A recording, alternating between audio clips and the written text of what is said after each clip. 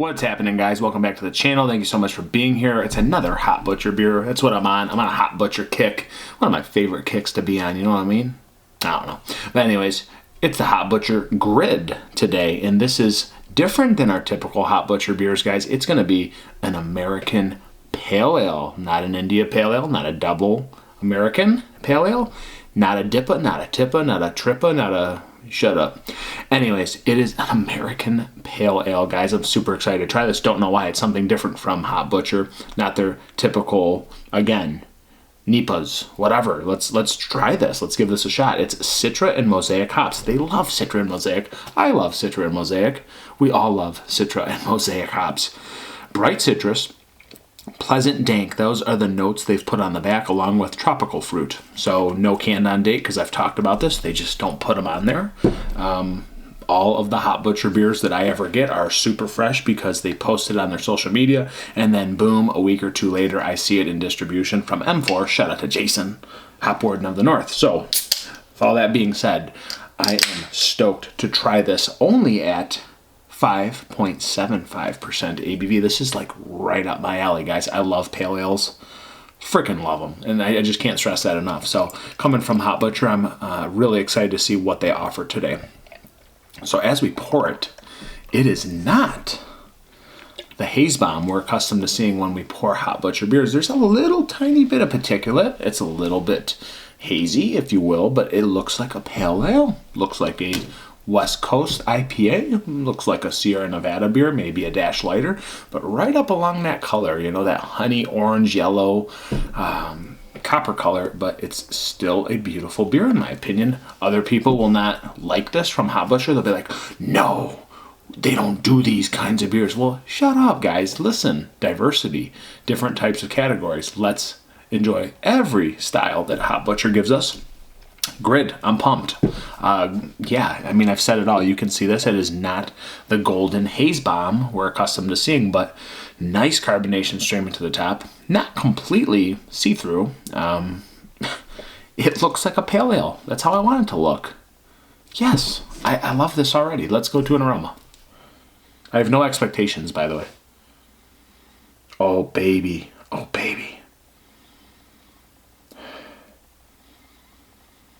That is like, they put pleasant dankness. It's a nice fierce dankness, like soft fruity dankness. I guess pleasant's a good word, but it's so soft on the nose, as in enjoyable, as in fruity, as in kind of piney, kind of like crackery, malty, but bright citrus, just grapefruit, tangerine. There's something sweet under there, and I don't know what it is. Maybe it's that weird, like maybe berry note coming from Mosaic hops.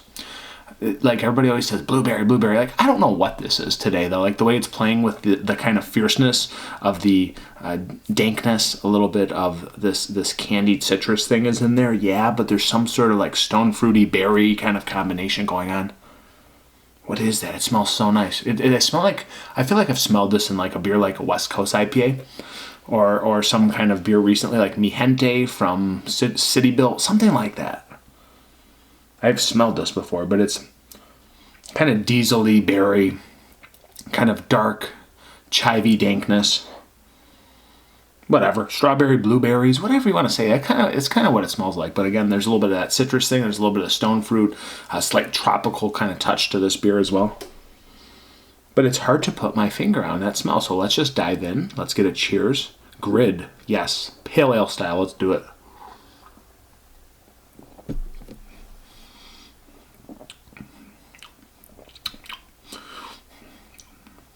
Yeah, so that berry thing, it's just bouncing through my taste buds again.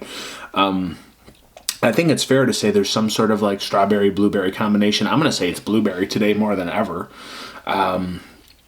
There's this nice touch of grapefruit. It's very subtle. It's the rind of the grapefruit. It's also a little bit juicy, a little bit maybe more juicy than a very dry, bitter grapefruit. It's got a little bit more juice to that. Some beautiful notes of navel orange, some Meyer lemon.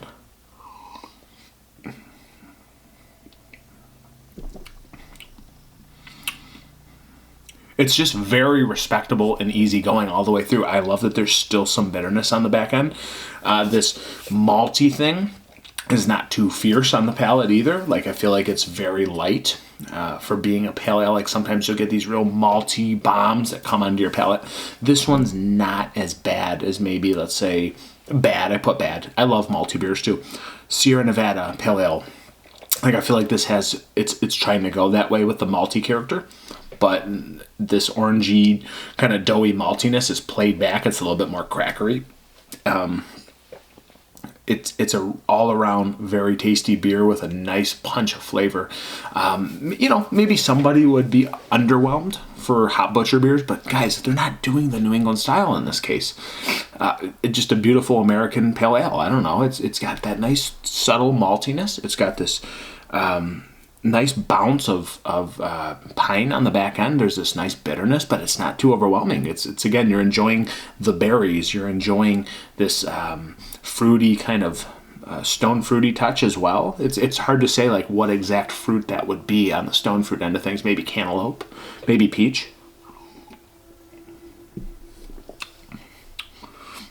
But again, that like kind of dank blueberry is just, I think that is the most pungent thing in this beer. You could say strawberry, you could say maybe even a touch of blackberry, but I think it is today a dank blueberry, hoppy, subtle malty beer that really is enjoyable from front to back. Very tasty.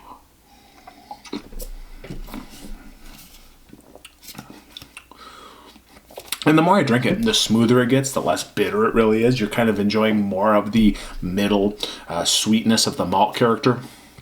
But it still finishes decently dry. This isn't like an overwhelmingly malty beer. It's not an overwhelmingly sweet beer.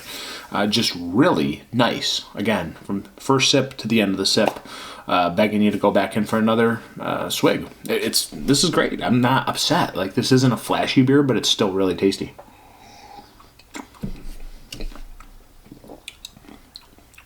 Yeah, it's as I drink it, it seems like it's getting more watered down a touch, palate suggesting. I'm feeling the 5.75, which at the end of the day, there's nothing wrong with a beer under 6%. I'm good with this. It's a way more flavorful beer than you're typically going to get.